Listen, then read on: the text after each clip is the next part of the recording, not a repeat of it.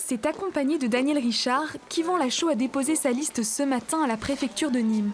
Une union pour le second tour officialisée ce week-end, mais qui sème déjà la colère des anciens colistiers du candidat vert. Seulement 6 d'entre eux figurent dans cette nouvelle liste d'union. La première réaction, c'est la sidération, puis la colère, et puis maintenant l'incompréhension totale. Je vous rappelle que nous avions signé un accord qui stipulait bien qu'il n'y avait aucune alliance possible au second tour avec une liste du Rassemblement national, de la droite ou d'En Marche. Un accord aujourd'hui loin derrière Daniel Richard, déterminé à installer la transition écologique à Nîmes, avec une 3e place sur la liste d'Yvan Lachaud investie par le Modem et le Nouveau Centre et soutenu par LREM.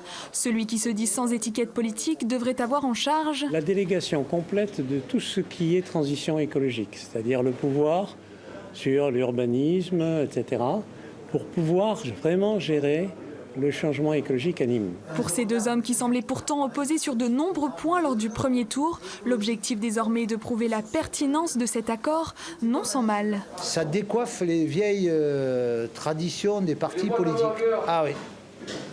Parce que l'écologie serait de droite ou de gauche. Moi, je suis un centriste, j'ai jamais changé de parti politique depuis 30 ans. Et Daniel Richard, il n'a jamais appartenu à un parti politique. Il est libre. C'est un écologiste. Et il est compétent, il est chef d'entreprise.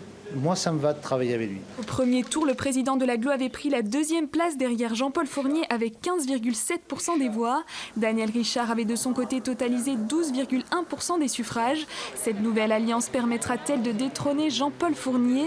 Réponse le 28 juin prochain.